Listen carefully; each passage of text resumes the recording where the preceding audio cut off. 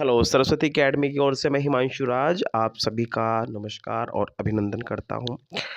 मैं आज 29 अक्टूबर 2023 में पैट की जो दोनों शिफ्टें हुई हैं, उन पर रिव्यू दूँगा।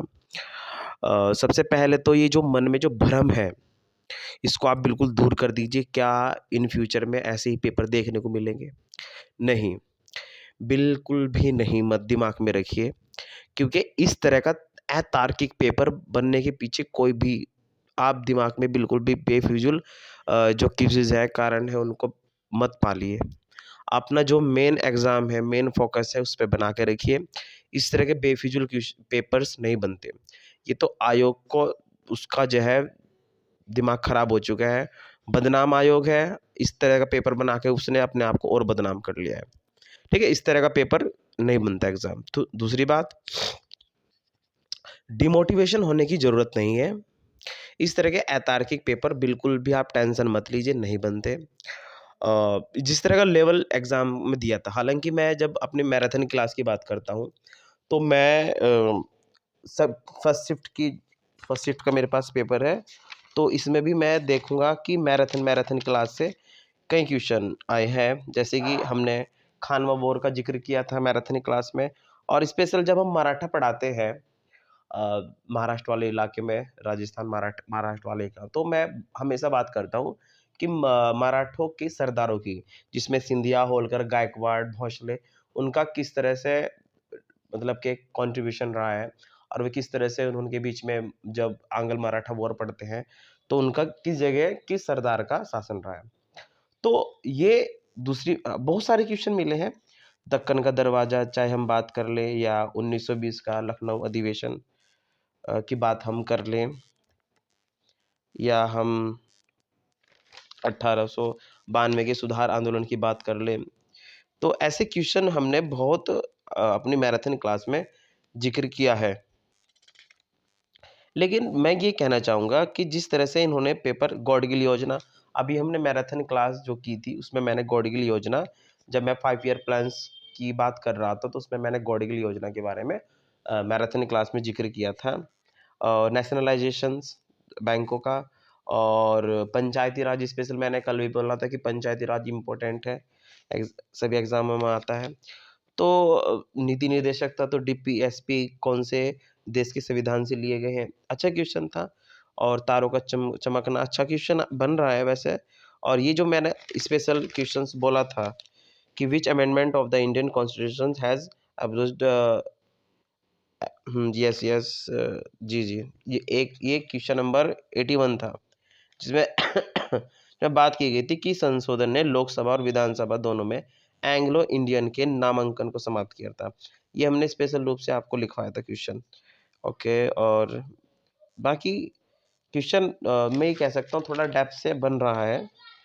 तो हमें अब ये समझना पड़ेगा कि सबसे पहले मैं उन विद्यार्थियों को स्पेशल बात से कहूँगा कि ये जो आप वन लाइनर बुक्स पढ़ते हो, तो इसको बिल्कुल बंद कर दीजिए।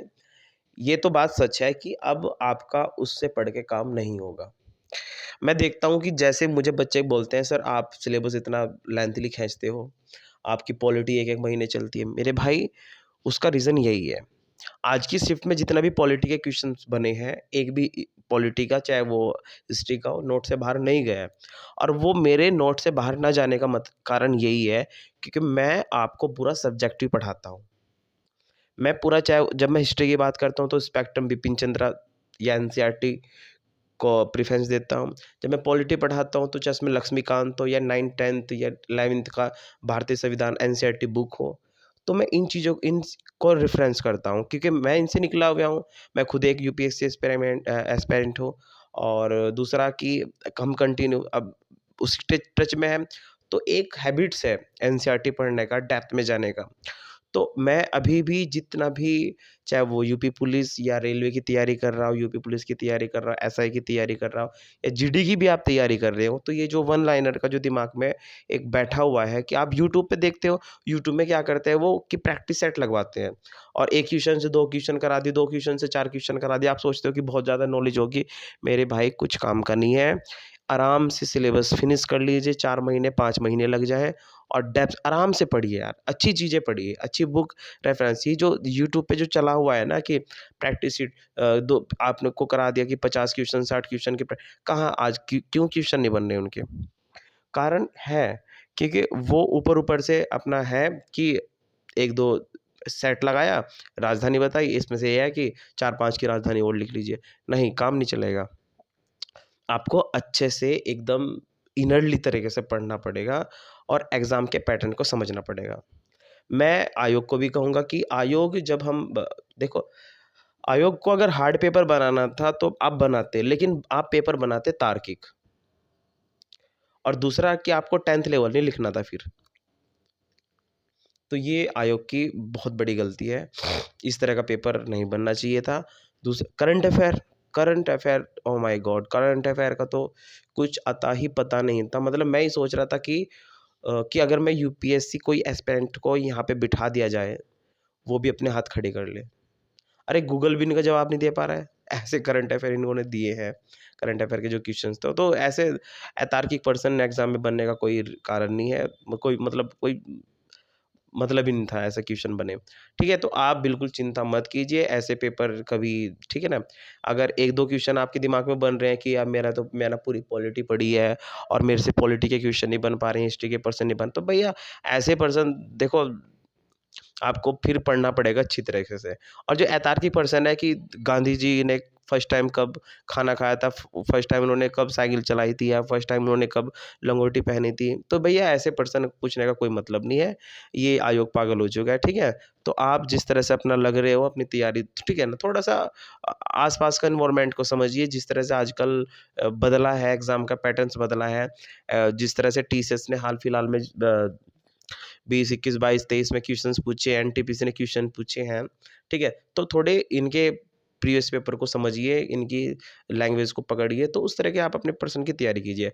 अदरवाइज़ मार्केट से कोई आप बुक ले आए, वन लाइनर आपने पढ़ ली, स्पीडी, यूनिक या अदर कोई यूट्यूब पे बहुत सारे टीचर्स हैं, जो अपना मैराथन लगा देते हैं, 4-5 घंटे की 500 क्वेश्चन करेंगे हम, या जो वन लाइनर क्वेश्चन्स आप करे जा रहे हो, नहीं तो भैया उनका कुछ फ़ायदा नहीं है।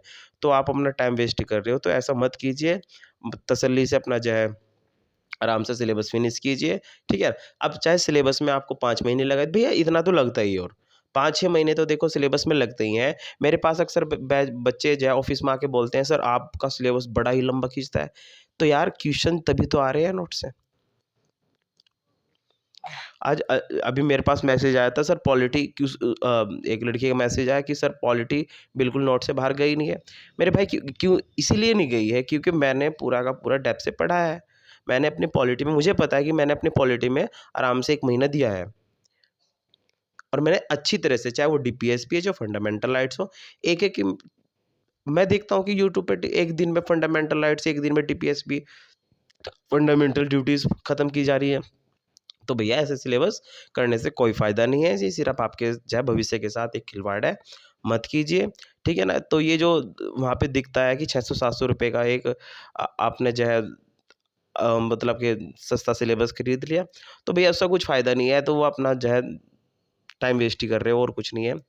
दूसरा, आप सभी को पता है कि मैं कितना समाज के लिए जो है कार्य कर रहा हूँ। दूसरा, यार मैंने ना सहारनपुर में सबसे सस्ती फ़ीस की हुई है, इसीलिए ताकि आप सबके सहयोग से सरस्वती अकेडमी बनी रहे।